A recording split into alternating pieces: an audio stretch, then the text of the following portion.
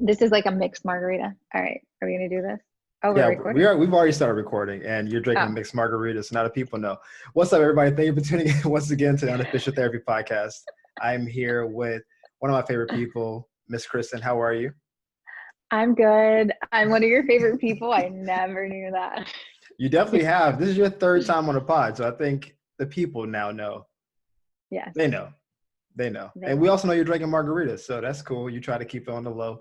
You played yourself, and I now don't we have know. any ice, so it's kind of like whatever. What's a It's a margarita little. without ice? Is it just like, No, it just should be chilled oh, a little more, this is like. room temperature? No, it's chilled, but like it should have like anyway. Next. Okay. There's more important things going on in the world. Oh, that's a nice segue. I appreciate. See, you see how professional she is. She's like, Chris, this is enough with the small talk. Let's get to the matters at hand. So, you're the first person I've had on the pod since George Floyd, since all the stuff has kind of popped off, and you happen to be of the white persuasion. Why do you say quite like that? Because it's hilarious. You ever seen Family Okay. Guy where Stewie's saying "Kuchit"? No, I don't watch that. Well, you're missing out on one of the greatest shows ever. Also, one of the easiest gags to just talk about with regular people. Like, you guys have any kuchit in the back? And they're like, what'd you just say? I have no idea what you're saying. Exactly. Don't worry. The people who know, and they know and they love. I said it at IHOP one time, and the dude was like, Family Guy. I was like, yeah. He's like, we got some kuchit in the back. I was like, oh my dude. It was a good moment. I gave him a nice But tip. what are you saying? I'm saying Cool Cool Whip. Whip? Oh, I got it right. Cool Whip. Okay. Yeah, but it's not whip, it's whip. Mm, Just okay. like wheat thins, that whole thing. Okay. Okay. We're gonna circle back to this a little later. We're not but... going to. We're never going to go back to the show. This will never come up again. But that's your persuasion. We've known each other for a long time, and I kind of wanted to get your perspective on all this because I'm a black dude, so I think most people more or less know where I stand. But we want to hear from our guests because this is kind of your pod too. Okay. Am I just supposed to like go off on all the white people? No, you don't. No, you don't have to. This is not. Here's the thing. You've listened to the pod before. You've been no, on before. no, I know, Yeah, but I we're not. want to go off on a lot of white people. You can do that. This is not we're about to bash white people pod. That's not what we do. Bashing ignorance, right? Like There we you should go. be bashing ignorance because any adult, young adults, we can kind of give them the benefit of the doubt. They haven't had time, but any Sure. adults like older than 25 should have the mindset to like educate themselves, especially like you were talking about someone that you know that's asking very ignorant questions, but they are on a social media platform where white people can chime in and give their opinions. But like if the person truly cared and wanted to know things, they would reach out to you or reach out to other people that aren't white, because clearly this affects the Latin community as well. Sure. To get their opinion and get their feeling and how it has affected them, and not just their friend, but their family, the people that their communities and stuff Right. like that. It's very frustrating. I like how people are like, is this Becky talking about frustration? And that's not what you are, but somebody's watching us thinking that, and that's hilarious. Yeah. I don't know what that means. Oh, it's an old Plies song. It's fine. But I gotta get you up on culture. You're like, what's that? Like, that's from like 2005. Okay, let's rewind. Like I grew up in West Virginia in a small racist community. Okay. And so I probably wasn't exposed to a lot of stuff that most people are. But still, someone like me that grew up in a town of less than 500 people, all white, extremely racist, I was able to educate myself and took it on myself to ask questions. Like I'm sure I've asked you questions.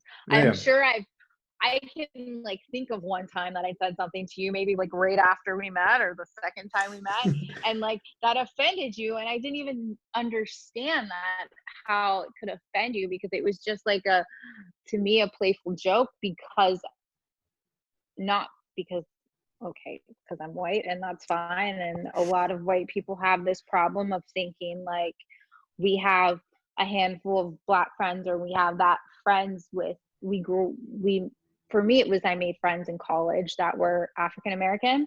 Mhm. And so I know I could joke around with them to say certain things. And as ignorant as I was and still am sometimes, I feel like then that opened the door for me to say that, to have those type of Right. jokes with the entire African American community who I became friends with, not just anybody random, but somebody that I became friends with. And I think that happening with you was the first time where I was like, oh shit. And I can rewind and remember like my friends saying, my other friends that I'm talking about are like, you can't go out in the world and say that to anyone else. Like, you're cool with us. And I never understood that till that moment that it happened with you. Mhm. So, but like, you have to be able to educate yourself. You can't ask social media stuff like, oh, is this racist?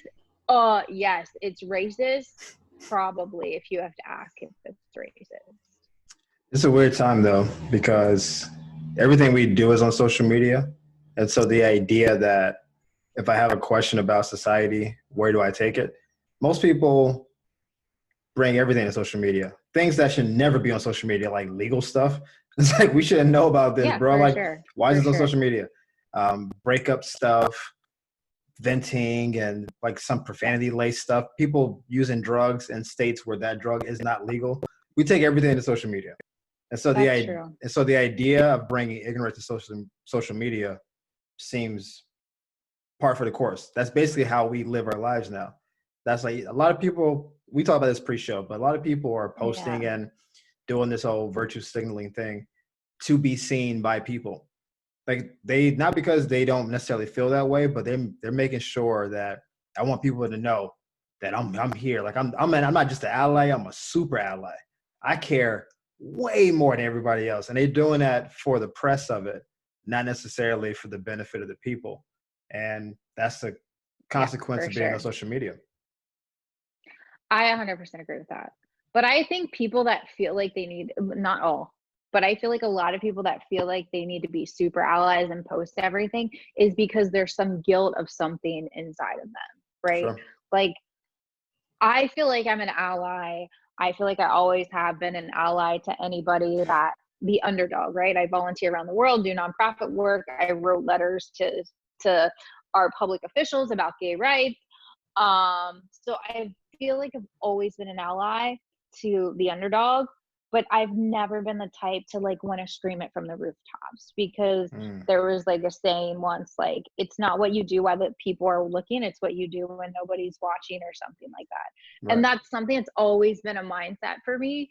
And I think a lot of people need to like stop and reach out to that friend that they have and just ask them questions, because I don't I would assume that if I were to reach out to you and ask you questions that could be super racist questions, like it could come off super racist, but I'm Right. asking you privately and in genuine conversation, that you would not be offended that I'm No, no. asking you about it, right? Because we're friends.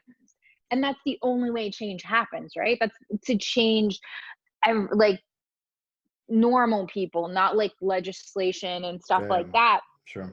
But when you do that, it takes people, like white people, to sit down and have that conversation, that have that now understand and say like, oh yes, I want to push for this in legislation.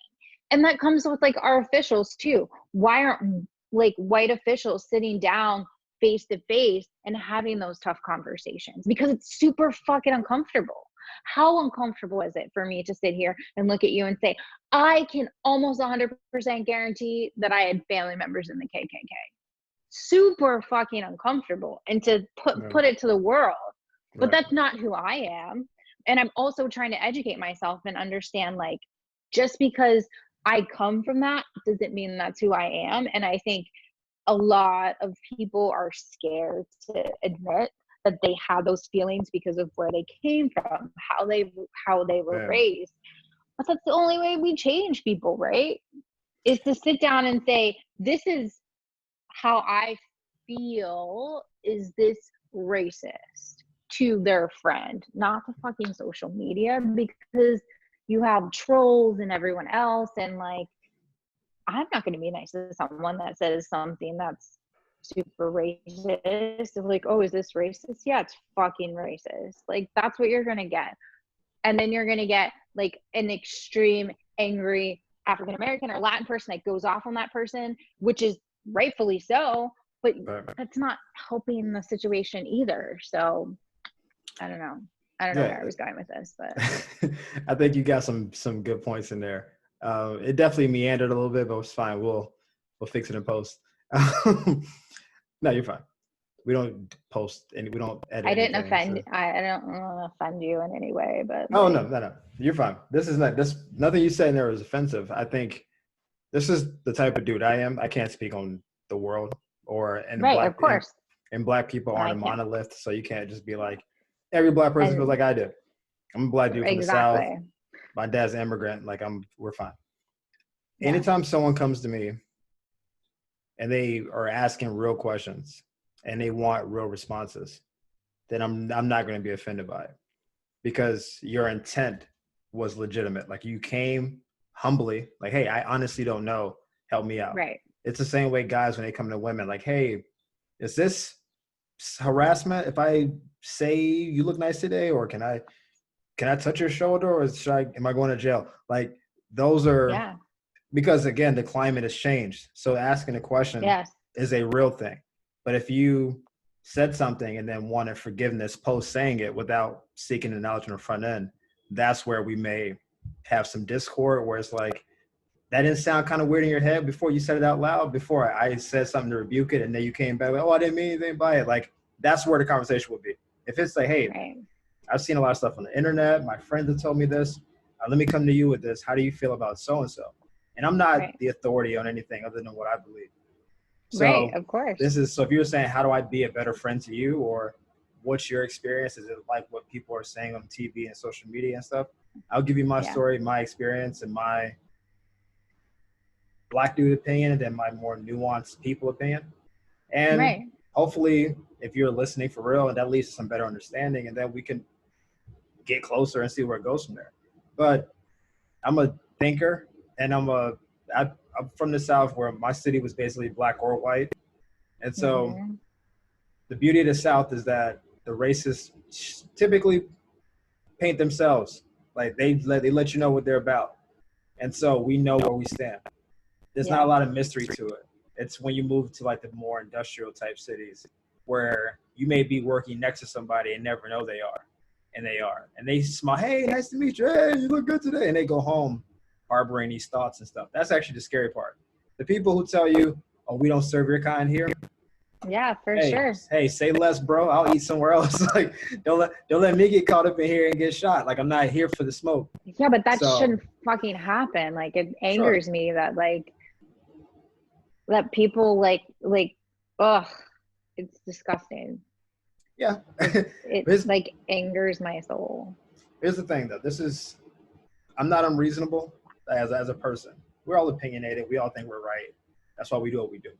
I'm not unreasonable in the sense that if you're not from where I'm from, and you didn't grow up the way I did, even if you read about it to some degree, experience is better than reading, right? Yeah. So like, you can go to school and take African American studies and be like, did you know in 19 and start reading off facts and stuff, and you'd be super knowledgeable about the particulars. It's almost like going to personal training school. You can know how the body works, but until you're training somebody, then you don't know how to apply it. My life is like training in that analogy, I guess, where I live being black and you say I study being black. And so you don't know it from the same angles. You may know the facts of it. You may know, oh, I can't say that. In 1964, you had this law. In 68, and but the experience is different. So I never fault anybody for not knowing the experience. I do fault people for not knowing basic stuff. Like basic things that you can just, hey, Google, what's the 3/5 compromise? They're like, I never even knew that was a thing. And it's like, well, you should have, because we learned about it in school. Also, it's easily Googleable. Like easily. It's not like you have to do some deep dive. It's not in some like the back of some book underground. This is common knowledge type stuff. And so those things bother me, but the experience is the experience. We're not, again, black people aren't a monolith. So we all have, if you're a black dude from the suburbs, you grew up in Santa Monica, and I grew up poor in the South, we don't have the same life. We have the same complexion. So maybe, No, 100%. so maybe they identify more with a white person from Santa Monica than they do from me, even though they're my color. But their experiences are probably different than that white person from Santa Monica because they're the color they are, even if their mentality is not what mine is. Right? Exactly. It's not bad. Like you're doing the right thing. I think I never thought of you, despite where you're from, it's like, oh, this girl's racist, whatever. I thought you were comfortable. It's like, she's too comfortable you don't know me well enough to be as comfortable as you are. And then we got cool, and I was like, all right. Because people will get comfortable with you. I don't know if this is a trait of, I'm not going to say this is a white thing. I think this is my personal thing. Again, I can't speak for everybody. Right. When people get too comfortable too soon, I'm not with it. So so when I meet somebody new, it's like, yo, what's up, my brother? Totally. If I don't know you, I'm like, hey, nah, you're not my brother. Not today. It's not. Maybe 2 months from now when I know you for real. But that's not our first interaction. Like, yo, give me some skin. Yeah. I'm not here for that. I don't know you. Yeah. And I don't know where you may be coming at me from a weird angle, and my guard is up. My spidey sense is like, you too comfortable. Oh my God, man, I love Blackish. Have you seen Black AF on Netflix, bro? It's a great show. Okay. Watched a lot of stuff on Netflix. Did that actually happen to you? All this stuff has happened. This is all anecdotal. Oh, Jesus. I've been black my whole life. You think these conversations ever come up? Like, people that doesn't feel bad. I don't feel as bad then. I didn't bring up like a black TV show. But it can bring up a movie. Yo, I love Friday. Like, everybody does. It's a great movie. Yo, Boys in the Hood. It is a great movie. I was talking about it. It's a great movie. Like, it's easy to relate to. Hilarious. Classic. People were saying Bye Felicia, and that movie came out in 95. They were saying that in 2015. Like, what are we talking about? Oh, we've been talking about now. My cousin's name is Felicia, and we're always like, bye, Felicia. Still. She's like, it's not funny anymore. We stopped doing that. I was like, your name is Felicia for life, though. So we got a shirt made for her that said, bye, Felicia. Yeah, they sold everywhere. Everybody had that shirt. It was very popular. No, we made a custom shirt for her. Oh, okay. Yeah. She can change her name. Or just embrace it. That should be her IG. That should be her IG. She likes it. Like, bye Felicia too. She's a TV personality, so it's her name. Oh. Yeah. Right with the moment. Shout out to her. I don't know if she's gonna listen. I don't know if she's gonna listen to this, but she's gonna listen to it and she can't post about it. Hey, is this your cousin? Don't know who that racist white woman is. I would never be associated with someone like that. You guys look exactly the same. Whatever. We don't all look the same. But no. So let me ask you, I'll move the conversation forward. Do you think we've had many instances of outbreaks, protests, anger, that whole thing? Do you feel like this moment we're in now is different than it was before? And if so, where do you think it's going to go? I think it is different. And as sad as it is that so many people have lost their jobs because of like COVID and the pandemic and right. God only knows when people are going to get their jobs back. It was the perfect storm for something like this to happen.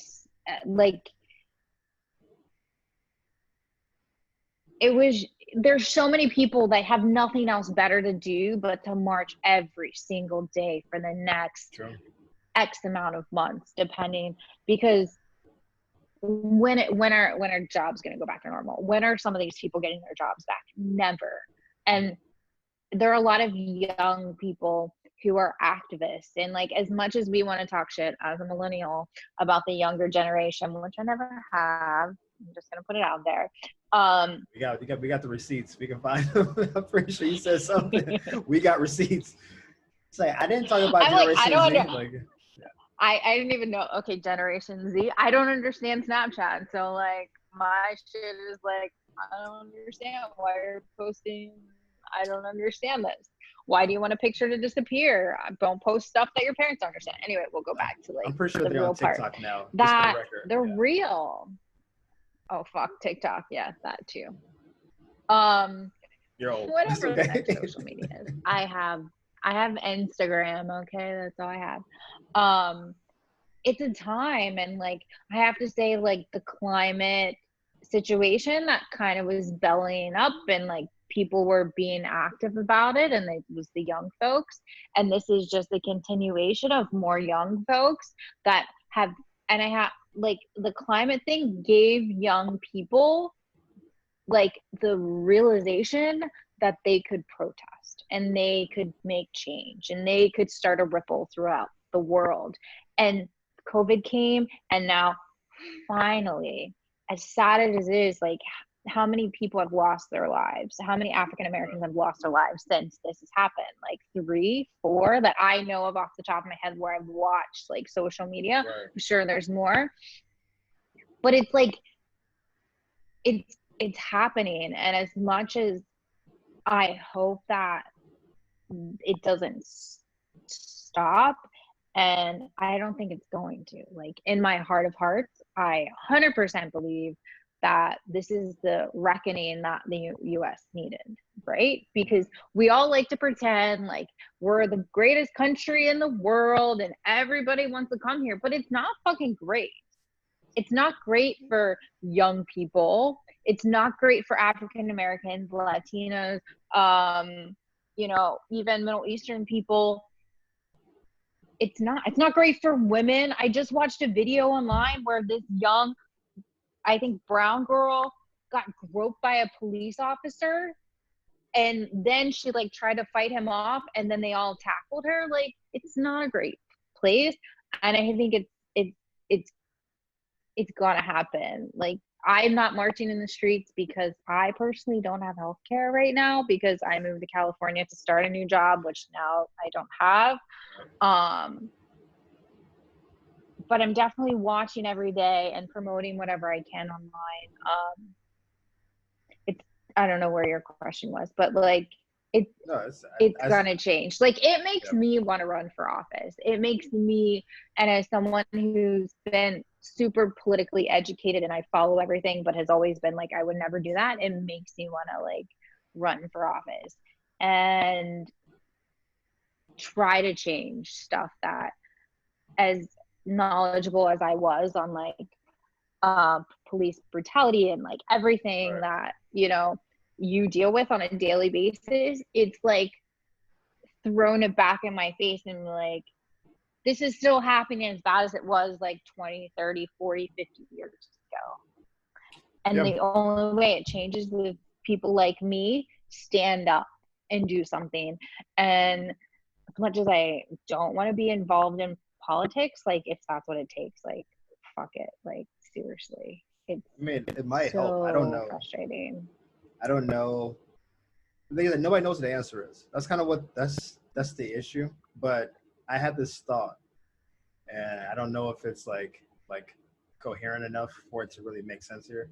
But so this is it's a lot. The way my brain works, I can't really control it a lot of times. It's whatever. That sounds kind of crazy, but it'll make sense in this It's all context. right. Same here. Did you just hear me ramble? I heard you.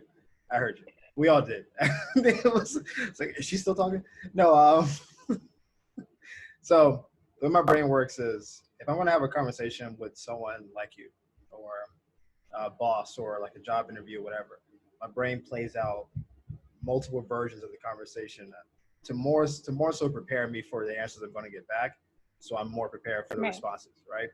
And I don't know how many times it's going to happen, but it does it pretty in-depthly. So when we have real conversations, I'm very rarely taken off my square or whatever. And so I was having this conversation with just a random white dude at some point.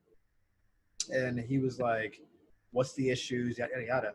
And I said, I equate this to being an alcoholic going through a 12-step program, where the first step is you have to admit that you have a drinking problem, right? And America's asking the question, how do we heal? Which is, I guess, step 12. But we haven't admitted step 1 yet. We haven't admitted that this country has a problem. And you're asking me, well, what's the solution? You're asking me step 12. We haven't done 1 yet. There's a very large sector of this country that doesn't think we have a problem at all. They think that you guys had Obama, everything's good. You got like 10 black quarterbacks in NFL. LeBron's the most expensive athlete. What are we talking about? You got it. So they haven't even admitted that there's a basic race issue. Never mind brutality. Never mind hiring practices, whatever. Just a basic race issue. We haven't even admitted that part. And then you're asking, how do we solve the race problem? We can't skip the 12. We haven't done one. Then you have to make amends, and then you have to like, there's a whole process, but we have to do the first step first, or else we don't go anywhere from here. No, And I think 100%. so I don't know if that was a good like analogy or whatever. No, but it is, because like Mm. when you think, I don't know all the 12 steps because I don't either. don't have a drinking problem. I don't drink, you know that. Yeah, I tried. I know. Still would not drink. Almost got me. But in those 12 steps, I know it's like going to the people that you have heard and like have the conversation and deal with that. Mm-hmm.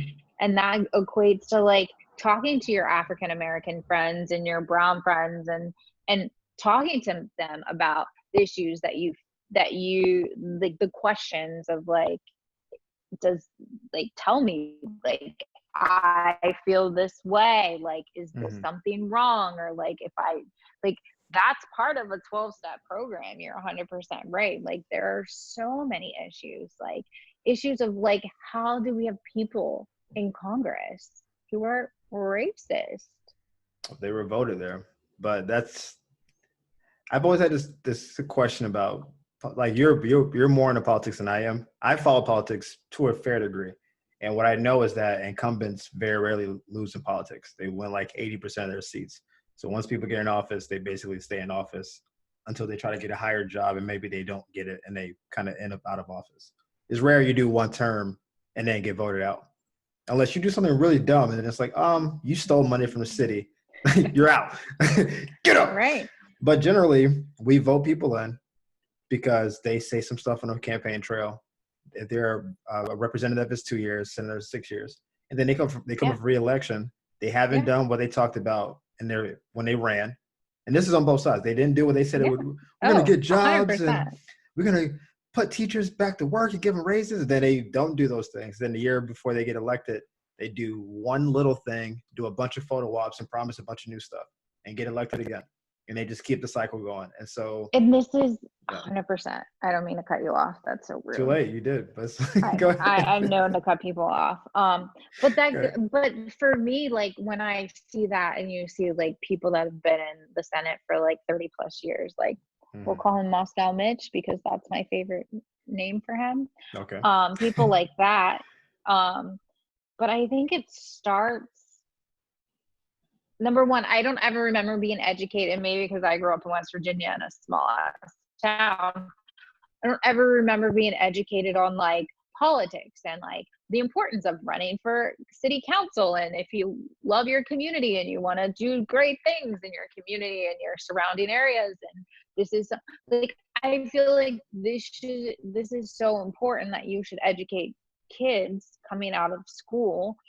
Because a lot of kids don't have the opportunity to go to college. And if you don't have the opportunity to go to college and study political science or all this stuff, like, I studied fashion. You think I learned anything about politics and fashion? No. Learn about those inseams, though. Inseam game is on point. But still, like, it starts like in the city level, and it starts there.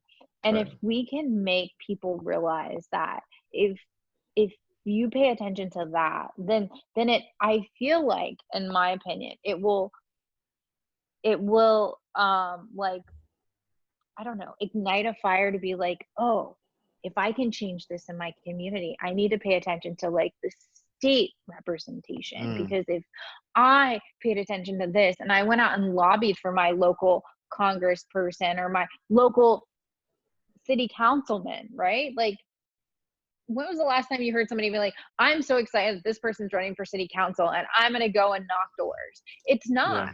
But that's the most important thing, because when you talk about policing, and it's in the county, right? It's your county commissioners and your sheriff, and at least in my area, electing the sheriff is kind of like the only thing that really matters in a town that's unincorporated with like less than 500 people.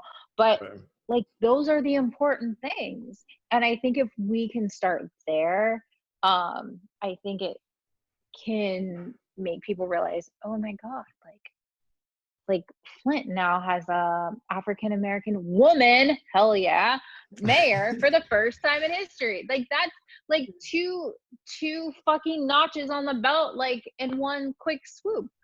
But that's what needs to happen, because now you have someone who understands your what's the word I'm Light. looking for? Is that Yeah, your story, I like got you. your, and also understands me, which is amazing. Understands like what women feel like to be discriminated against and stuff like that. It's like a bonus for every woman and African American person in Flint, Michigan, which hopefully they can start passing legislation and going through and fixing the water crisis, right? I don't think But that, they don't have clean water yet. no, that's why I'm saying, but like, Mm. now we have someone who is representation of the community, right? Right. But that's where it needs to start. And yeah, like, I would love to kick out every white racist person. And let's be honest, not just white people are racist. Oh no, There's everybody's racism racist. in every, right. Yeah, everybody's racist a little bit. But it has to start somewhere. Like, and I think it starts at the ground level. We need to educate our kids, but that goes back to education and how education is fucking terrible. And then the African American communities, it's even worse. Any of the Right. poor white communities, like I grew up in, really, really bad. But yeah, I don't know where I was going with this. I had a thought while you were talking, and Yes, I hope this is not like thoughts are good. tangential. Well, I hope so. I hope this isn't tangential to what you were saying. It felt like it connected, but I think the connection is thin. I wonder if we try to do too much at one time in this country, and we're just bad at multitasking, and that we need to do one thing at a time, because it was a Time's Up Me Too movement, and then that we really didn't talk about Black or whatever the issues. Then COVID happened, and that wiped everything else out. And then this is happening. We have not spoken about COVID in 2 weeks. I haven't heard anything about women's rights. We go from thing to thing, but we haven't solved anything along the way. We just address it, we put a spotlight on it, and then something new and flashy comes along, and then we switch it. And I'm wondering if it was like, if you were doing something around the house, if you were painting a house or whatever, you would finish a room, not paint one panel of the room, switch rooms, paint one living room, paint one wall, and then go back because the house would never be 100%. finished. You would finish a room. That room is done. Cool. Next room. This. Next room. Next thing you know, the house is done. We've been trying to paint this house in America, but we only spend 10 seconds in each room. It's like, hey, gay rights. Hey, trans rights. Hey, Black rights. Hey, let's change the voting district. Hey, electoral college. Are we going to get rid of that? Don't know yet. Go back to this room. And we just keep bouncing around, and we just won't solve, or solve maybe the wrong word. We won't allocate the resources necessary to really address one particular thing. And as a result, we have slight progression in a bunch of things, but nothing is solved. Is like, that should be the US motto, to be honest with you, because if you look at history, that's the way it is. Like, because when white people do things, it's like, we just need to make ourselves feel comfortable enough, to white men to feel comfortable enough that I did something, and let's move on to something else, and not enact real change, but I feel like this is an opportunity, and it's a time that I feel like real change can come, because I may be a privileged white woman, right? But it doesn't blind me from seeing that I will never have equal rights if they're not allowing you to have equal rights, because who's controlling all of us? I hate to say it, it's the white man, but it is. Like, I hate to say it, and then you immediately said it. That's why I don't date white men, to be honest with you. I don't want to say it, but I'm like, we heard you say it, yeah. But it's the same thing, right? Like, I don't feel like things are equal. I feel like I definitely have a leg up and I'm privileged in so many different ways, but I still feel like when I look at a white guy, I look at him and I'm like, he's definitely making more than me if I'm working the same job. Mm-hmm. That's not fucking equal.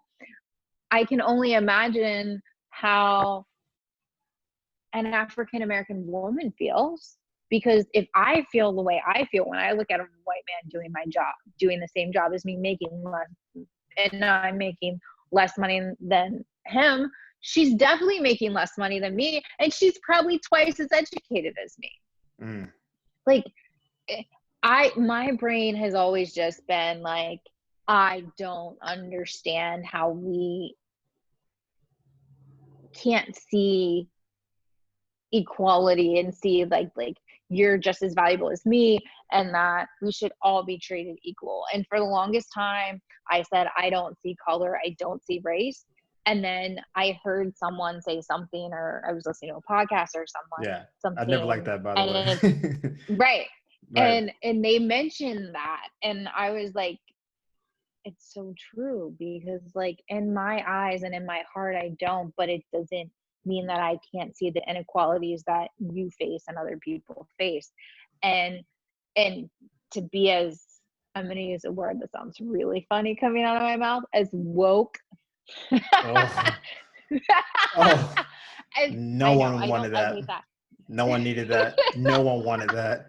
What a disaster that was. I mean, educate. Okay, as educated that's such a better on the word. issues as I feel like I am. Jeez. Yeah. Because Okay. I sound more educated. As educated as I feel like I am on situations, I will never understand what you face daily. I will never understand what anybody that's not white, like what they face on a daily basis.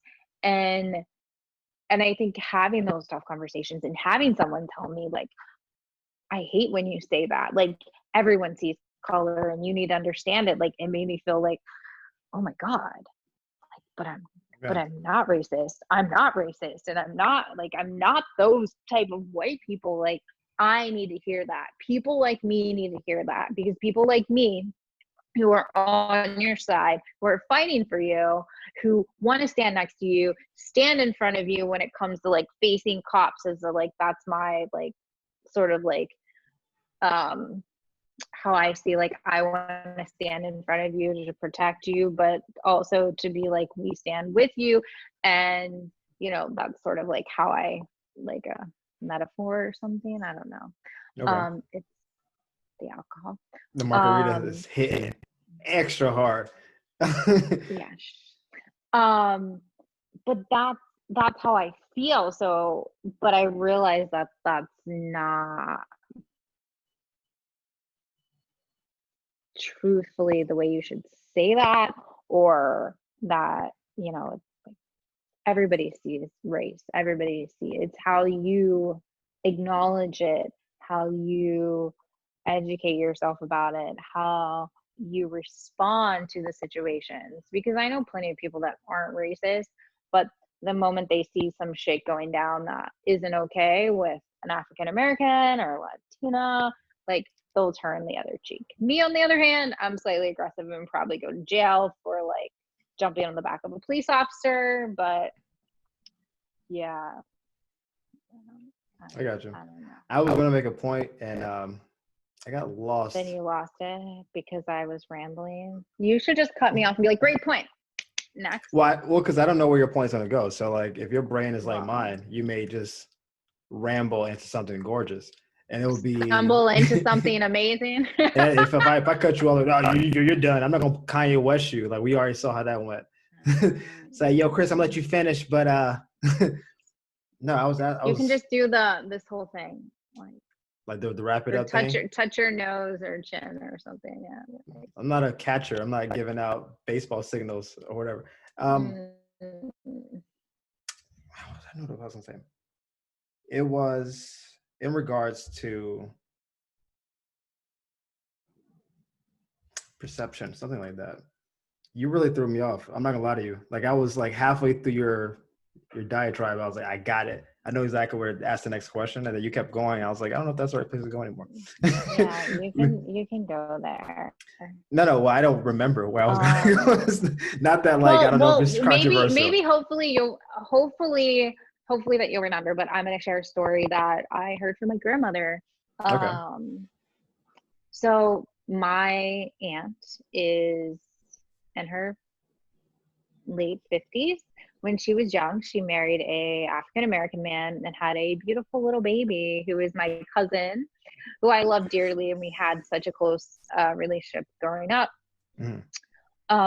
She got a divorce. That guy married another guy, got divorced again, married this other guy who was like 20 years her junior, which we all thought was kind of weird. And he's the stereotypical like ex-military guy that's like, I'm macho.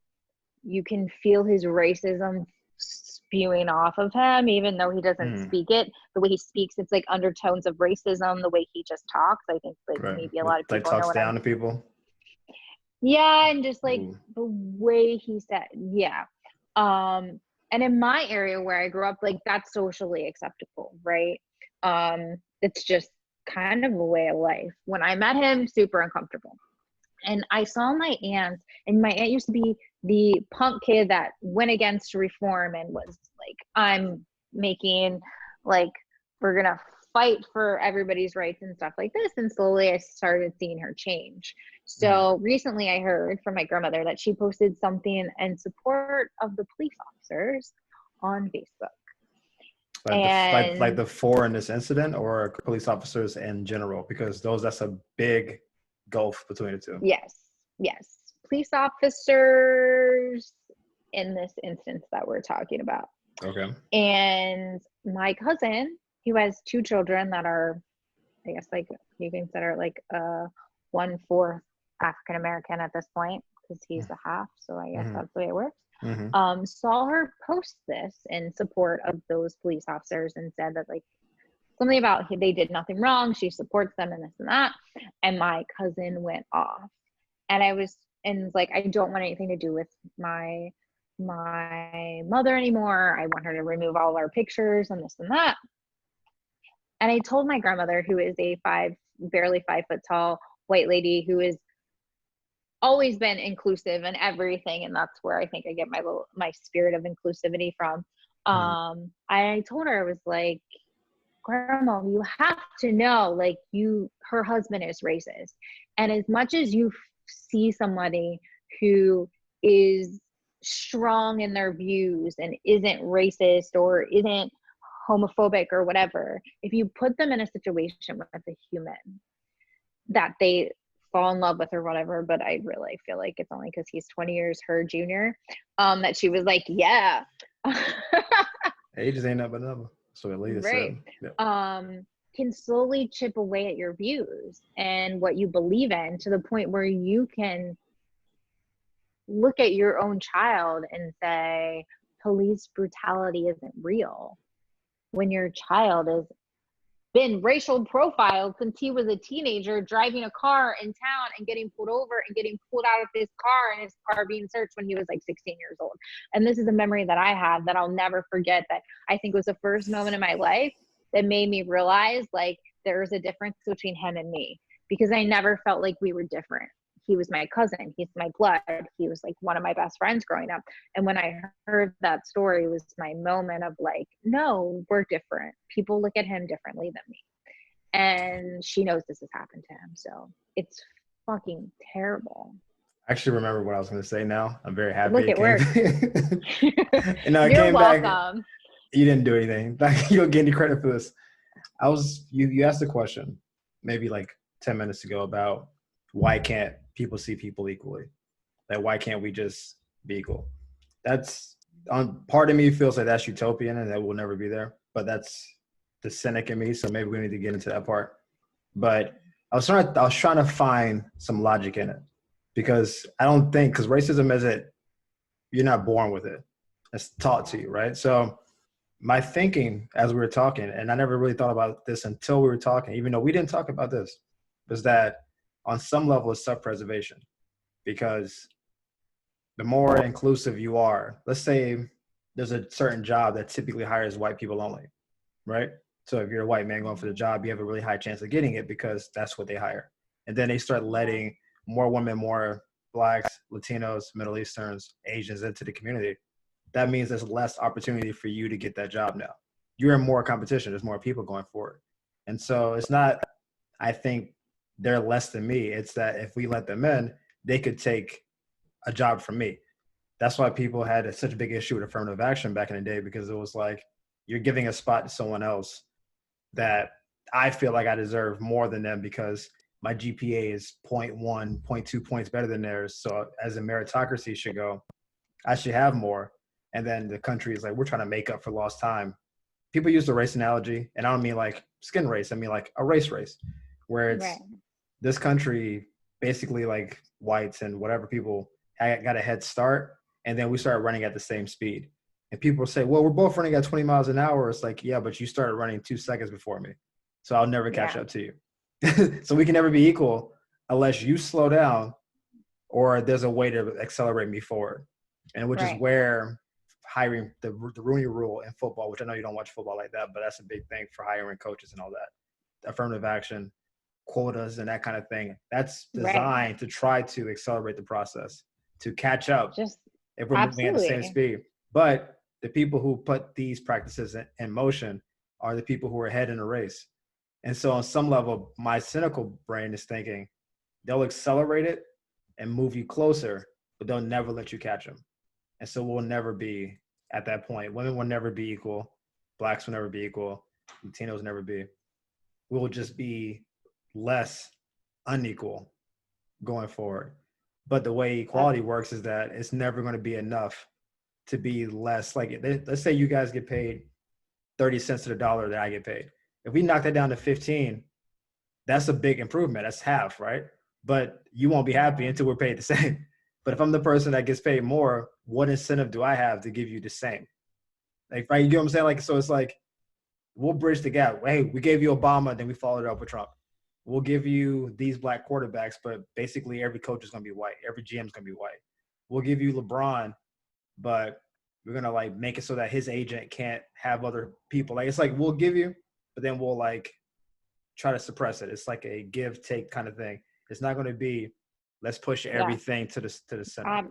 No, absolutely. And I think like, I feel like even as a woman, I feel like sometimes men, like white men, I can feel them. Like if you see a woman doing better than you in a position, it's the same thing. Like they don't want a woman to do better than them or to have more opportunity than them.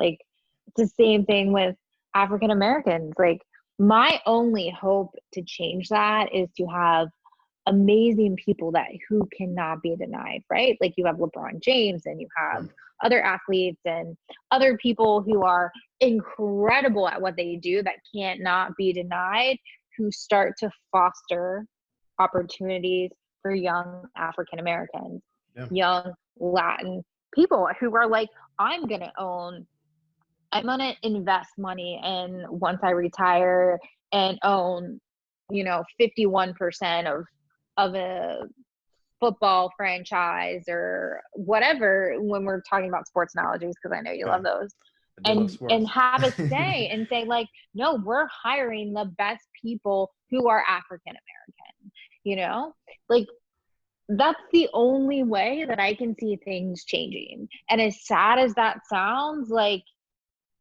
yeah, you can give like a hand up to people, but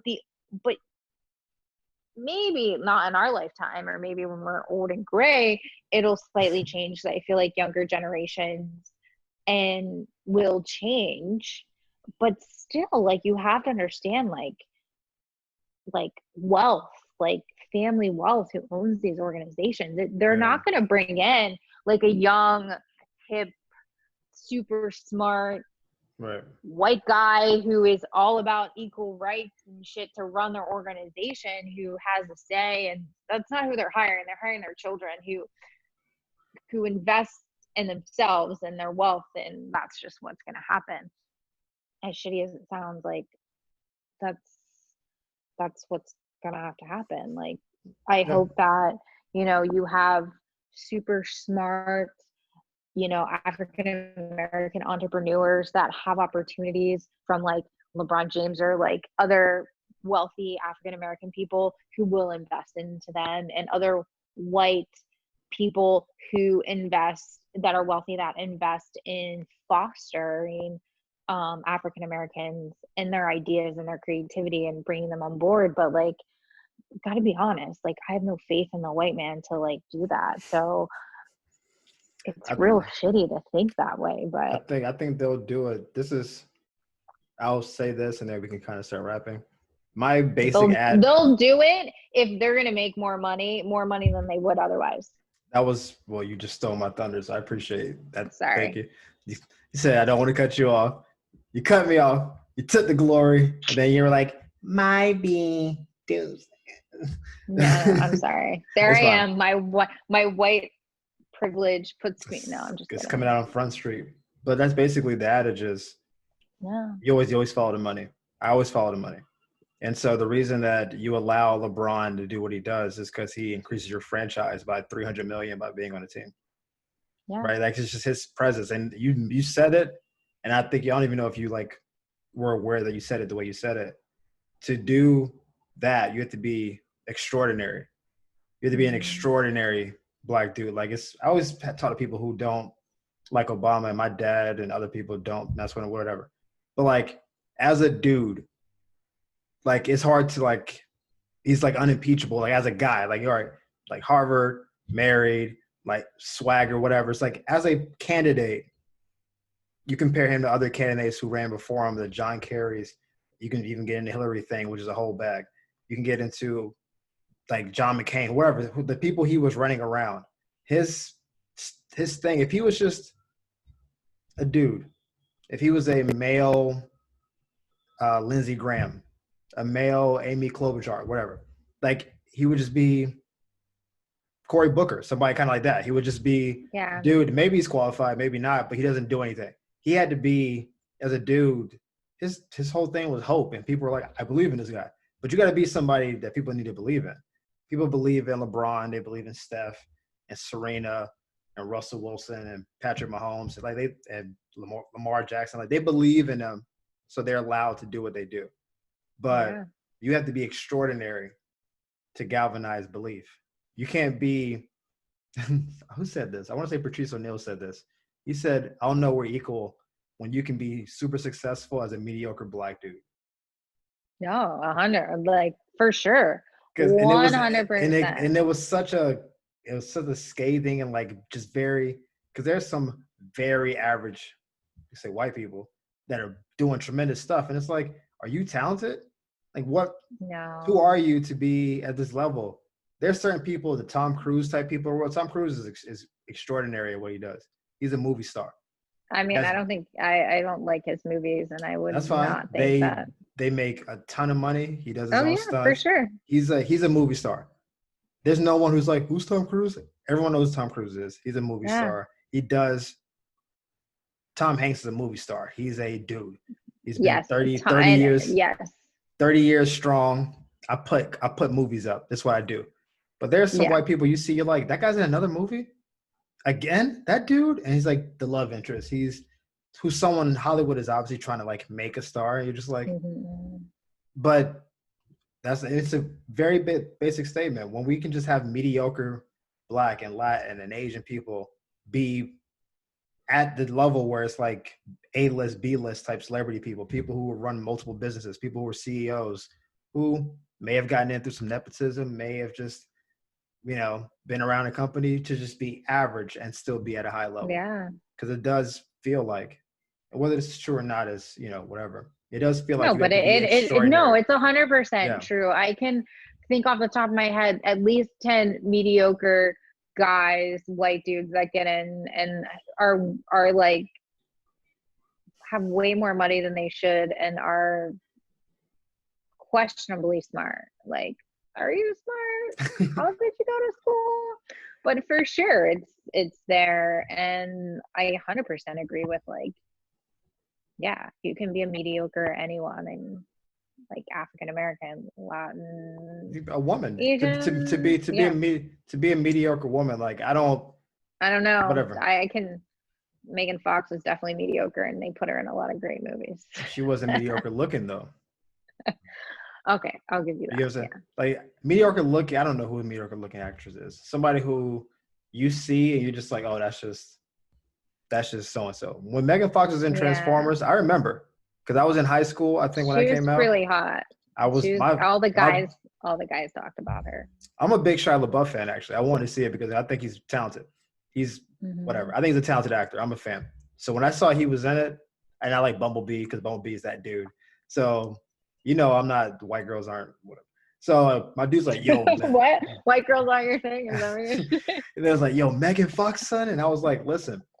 I sat back and I was like, all right, she's not average. She was definitely, and she was like 21 when that movie came out. So that was like, I got why she got the role. But if that was, a lesser person, maybe with less acting experience, whatever, and she was competing with someone equal who's Latin or whatever, who was going for the same role, who went to like Juilliard or studied in Oxford, and it was like this really trained actress. And it was like, yeah, you got the chops, but she's got the lips, and we're gonna go with that one. Then it's like, that's when we're kind of at an equal state, but we're not there yet. Anyway, so we're gonna wrap up.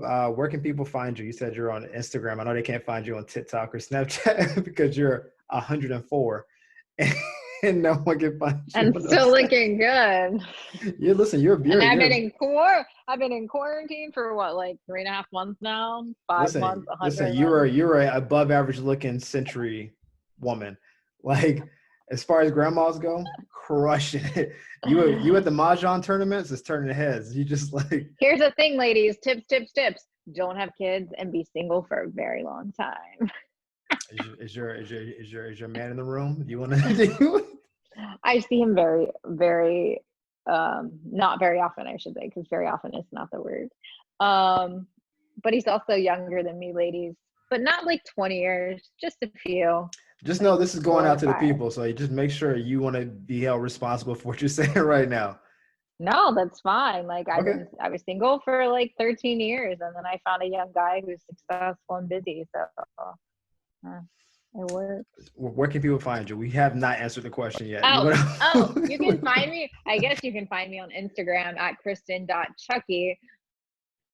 Yeah, but you guys won't know how to spell my last name, so it's fine. Are you going to tell them, or are we going to just wait in suspense? It's on the screen. Chucci. Oh, it's on the screen. Yeah, it's right there. See it? Yeah. Is this how we do it? Right there. But if they're listening to it though, they can't see it. Oh yeah, so it's Kristen Kristin .Chucci. That's Chucky, not Coochie, Chucci, or anything. It's Chucky, like Chuck E. Cheese. For sure. Thanks for having me. I hope I didn't offend anyone. If I did, well, we'll find out. They'll hit me up like, "Yo, I don't like that girl." I'm like, "Well, hit her up on her Instagram." I don't mean to offend anyone. I don't speak my truth, and if I offended you, I apologize. If you're a white person, I offended you, go fuck yourself. If I'm African American, please tell me what I said that offended you. I appreciate comments, and I'm always trying to do better. So. Well, listen, that's a good sentiment to end on. Guys, thank you for tuning in once again to the Unofficial Therapy Podcast. We are now on Spotify, as you know. And Spotify? Yes! We out here, baby. Yeah, we're doing it. We on Spotify, the Apple Podcast app. And we're going to be on YouTube soon. Because I talked to my boy today. He was like, you got to be on YouTube, man. Increase your presence. Good thing I got good lighting. Yeah, that's why I was like, do you want to be held responsible for this? But you roll with it, so we're good. We'll be on YouTube soon. I'll let you guys know what the channel is and all that going forward. But for now, Spotify, Apple Podcasts, Unofficial Therapy Podcast. Tell your friends, subscribe, listen, all that good stuff. We'll see you guys next time. Deuces.